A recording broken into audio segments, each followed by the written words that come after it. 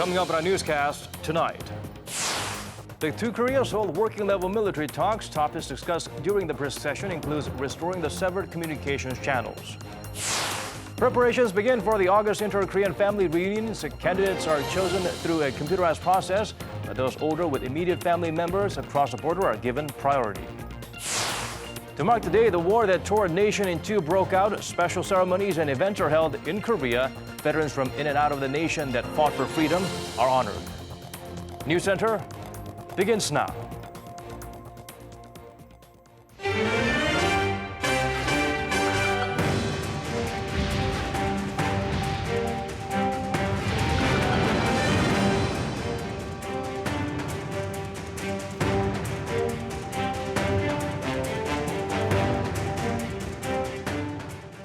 It's 8 p.m. here in Korea, live from our studio in Seoul. This is Arirang News Center. Welcome to our program. I'm Daniel Cha. Our starting point is once again the first working-level military talks held by the two Koreas for the first time in almost a decade. It was agreed Seoul and Pyongyang will reconnect more communication channels. Park Hee-jun starts us off with the meeting that was brisk but produced visible results.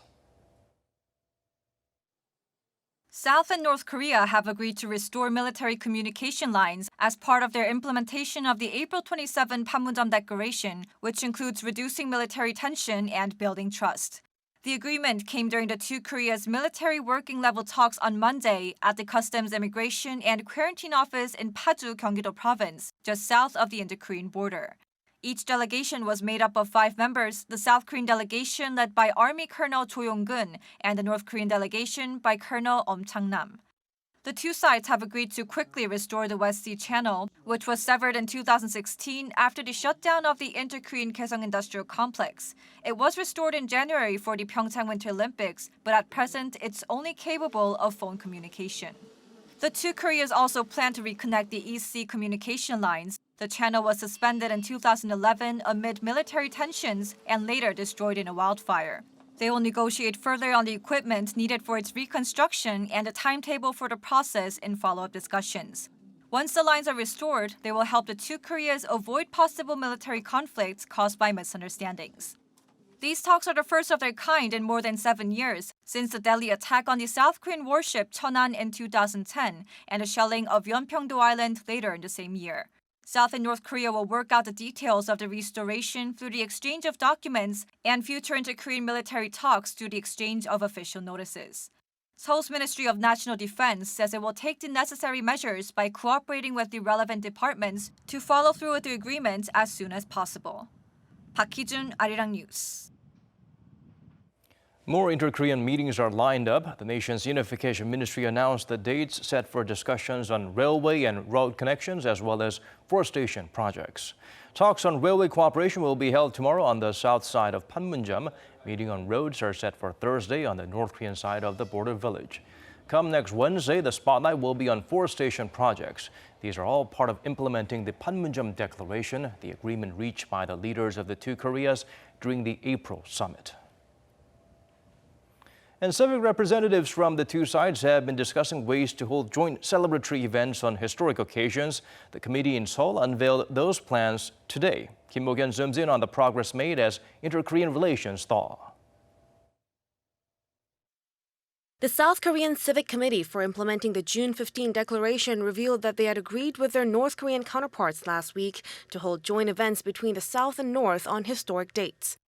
Speaking to reporters on Monday, the South Korean civic group that visited North Korea for the first time under the Moon Jae-in administration said that the two sides agreed to actively comply with the Panmunjom Declaration and work towards easing military tensions on the Korean peninsula. According to the committee, the two Koreas will begin by engaging in joint discussions across various sectors and regions. The two Koreas will also hold joint events such as a joint unification soccer competition and hold joint celebrations for the October 4 Declaration Anniversary, National Foundation Day, and Independence Movement Day. The two Koreas will make a joint statement on July 4 and designate the 3-month period from then until October 4th as the Panmunjom Declaration implementation period. During that period, they'll hold various events such as displaying the unification flag and creating commemoration badges. The 15-member South Korean committee visited North Korea for 4 days from June 20th to discuss implementing the Panmunjom Declaration with a North Korean committee and an overseas committee. Kim Mo-gyan, Arirang News. The Winter Olympics set a tone for the current reconciliatory mood in the peninsula. As such, sports exchanges between South and North Korea continues. This time, it's the North Korean leaders' favorite sport, basketball. Seoul's sports ministry announced 4 friendlies will be played on July 4th and 5th in Pyongyang. Separate matches for the men's and women's squads. 2 other games will be between teams comprised of players from both sides. Though the events won't be aired live, they will be recorded and broadcast later. About 100 people from the nation, including the athletes, staff, and the broadcasting team, will fly to the north via the western route. Preparations for reunion of war-torn families are well underway. The selection of candidates by the South Korean Red Cross using a computerized process is complete. The next step, finding out who among them are willing to take part and to check their physical condition to see if they are fit enough to handle the travel and the emotional experience. Oh Jung-hee explains how the system works. South Korea has selected candidates for the reunions in August of families separated by the Korean War. On Monday, the South Korean Red Cross chose 500 people out of the registered 57,000 separated family members by computerized random selection. Those who are older and have immediate family members north of the border had a higher chance of being picked as a candidate for the reunions. The Red Cross will check the health of each of the 500 candidates and see whether they're willing to participate in the reunions to narrow down the number of candidates to 200. The 2 Koreas will then confirm which family members are still alive on their respective sides of the border and exchange the final list of participants on August 4th. The reunions will take place for a week starting from August 20th at North Korea's Mount Kumgang, with 100 participants chosen by South Korea and another 100 chosen by North Korea. Considering how the previous reunions have been held, it's likely that the 2 Koreas will split the week into 2 parts. During the first half of the week, the 100 selected participants from South Korea would meet their family members from the north. And during the latter half, the 100 participants selected by North Korea would meet their family members from the south. People who have difficulties moving can have one other family member accompany them. In this way, at the last reunion event held in October 2015, over 970 people were able to meet their family members. There have been 20 family reunions since 2000, and about 20,000 people from some 4,200 families have been able to meet their family members. In South Korea, 57,000 people remain alive out of 132,000 people registered as separated from their family members. Oh Jung-hee, Arirang News.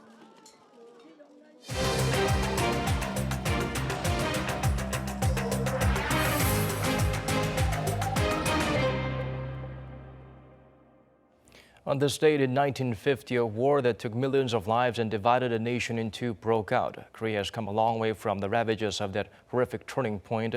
We take a time to remember that freedom is not free. Go Rin-hee takes a look back at the dark events that unfolded right after Koreans endured decades of oppression. After Japan's defeat in World War II, the Korean peninsula was liberated from colonial rule. But that didn't mean a free and independent Korean state.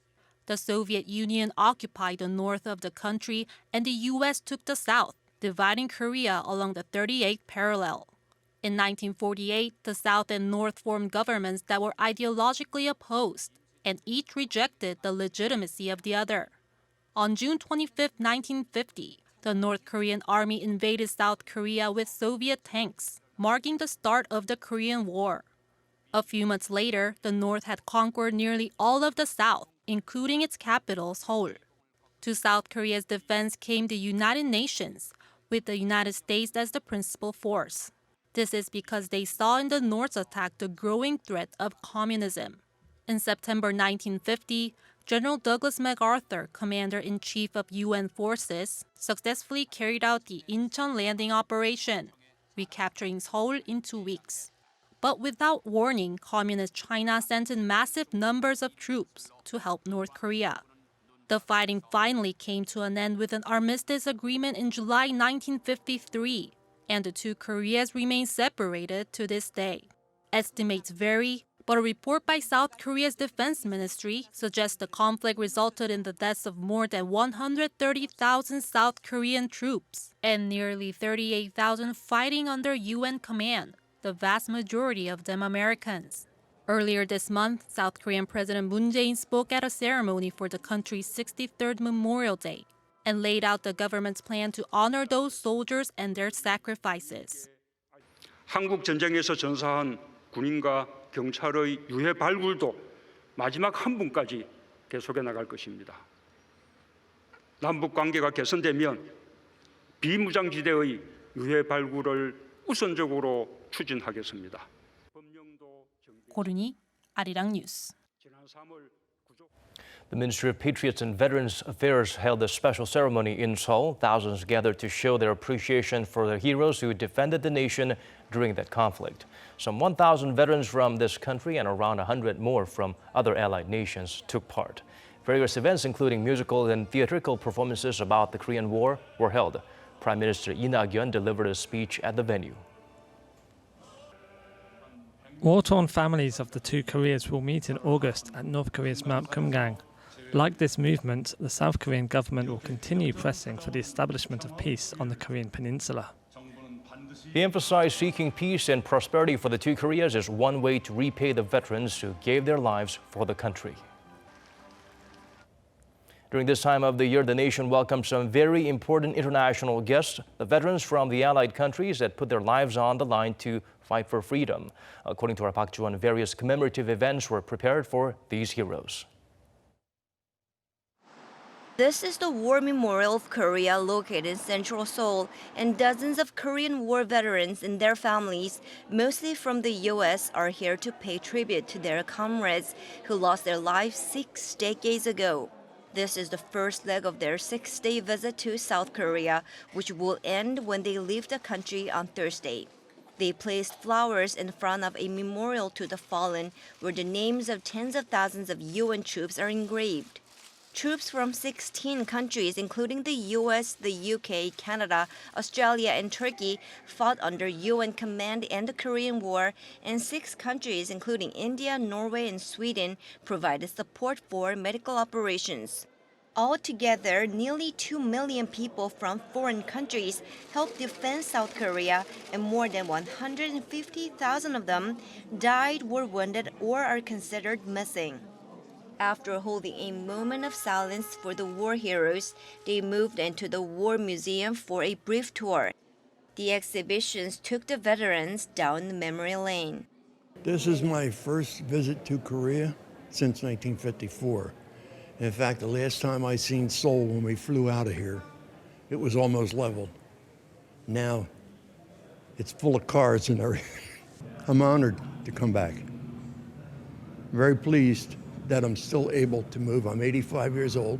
Proud that people see you, they thank you. I think we were here a little over a year.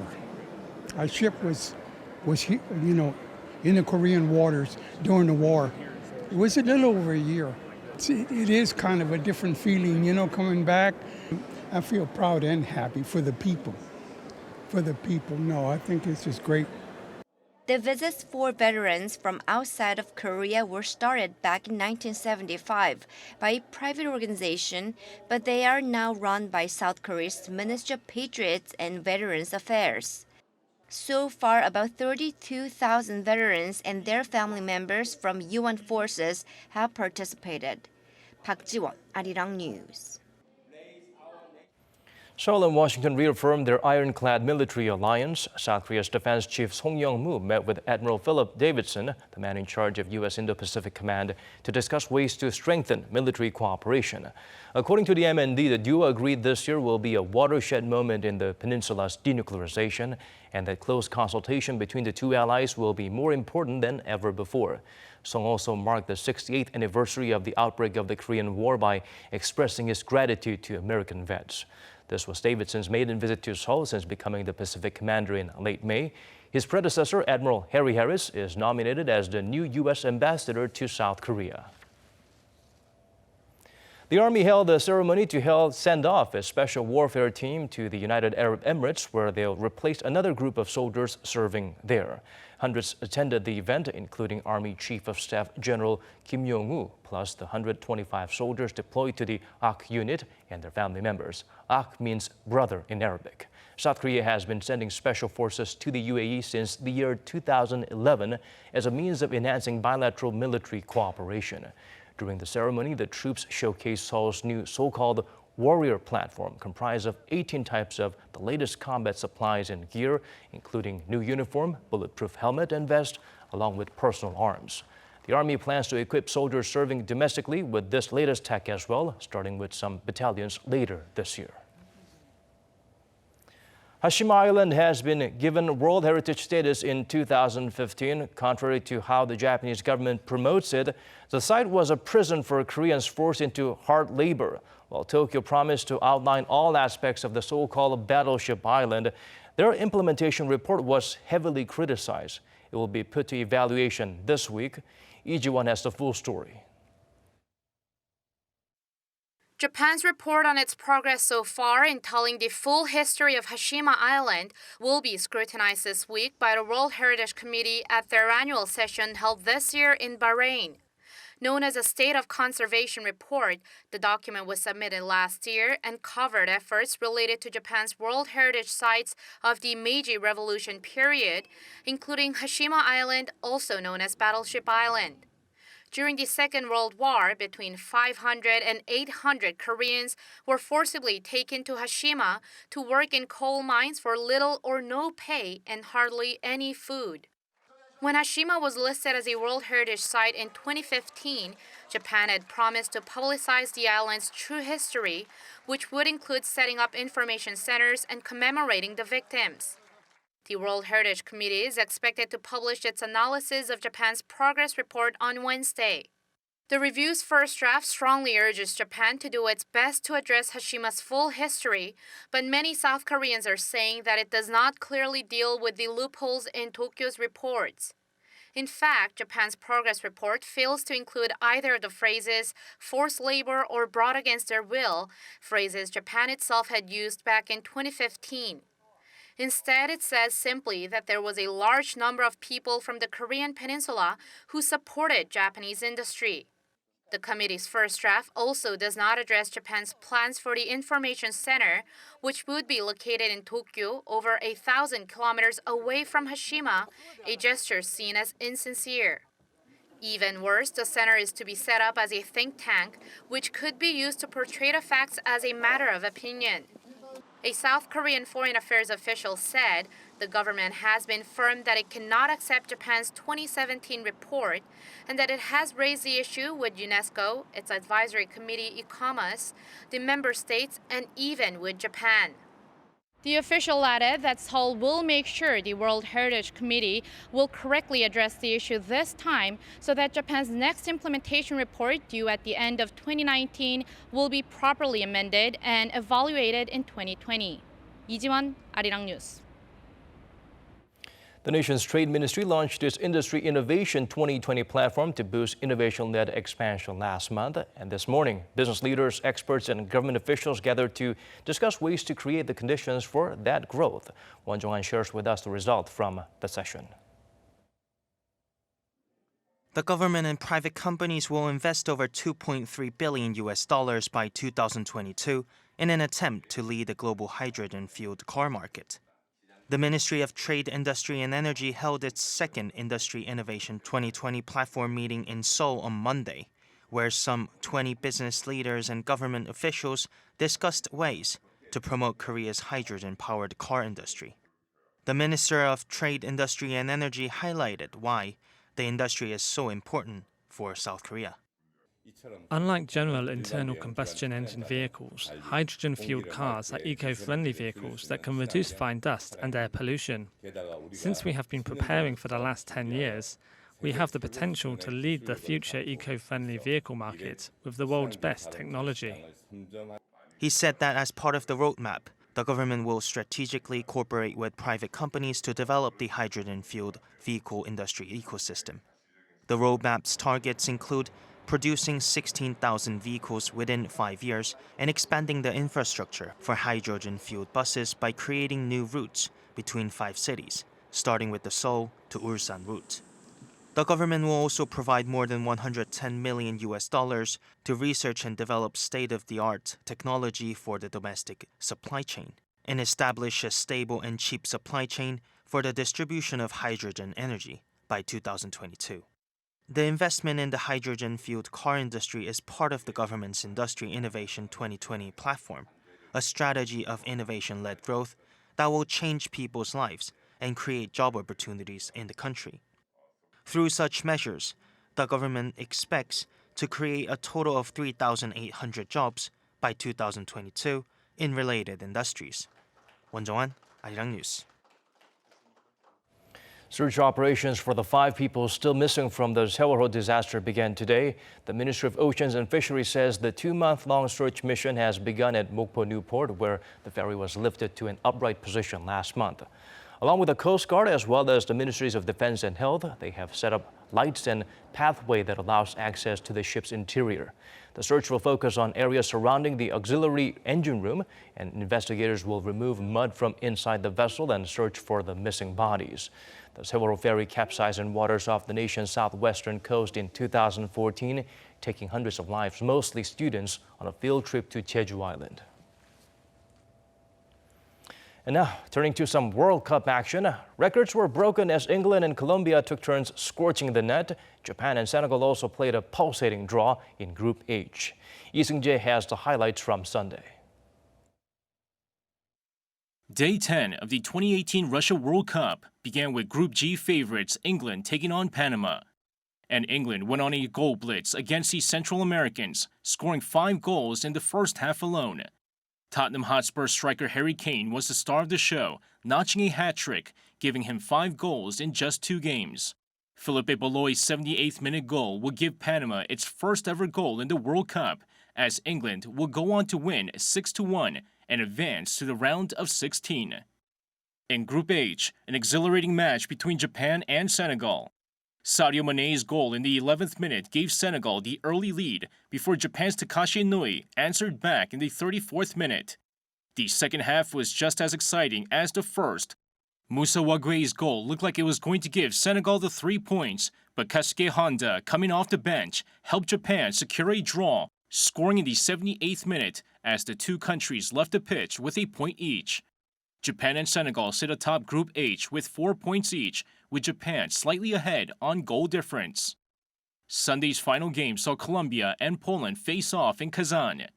Both countries were locked in a battle of wills until James Rodriguez's corner led to Yerry Mina's close-range header, which gave Colombia a 1-0 lead in the 40th minute. Radamel Falcao and Juan Cuadrado's late goals will give Colombia the comfortable 3-0 win. The defeat means Poland, who are the Group H favorites, are eliminated and will fly home following their final group game. Lee Seung-jae, Arirang News.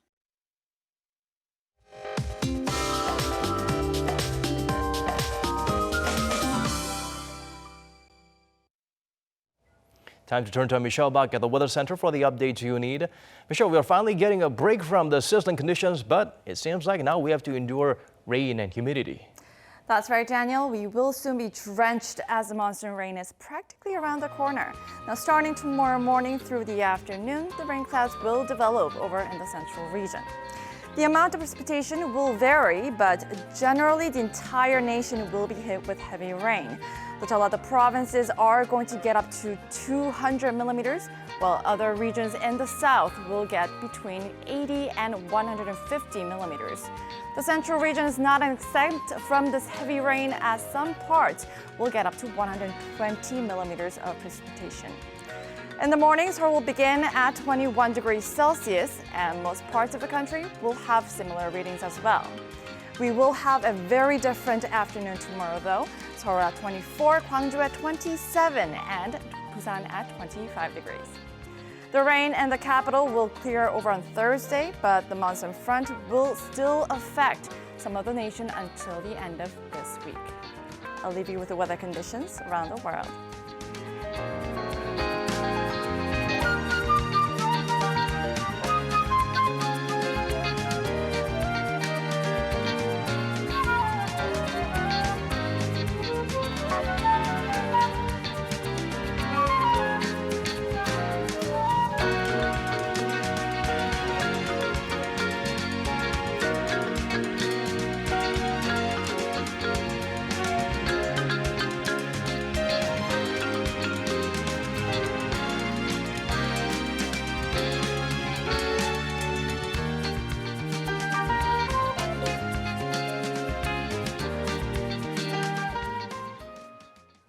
That's all we have for you in tonight's edition of Arirang News Center. Wherever you may be tuning in from, thank you for staying with us.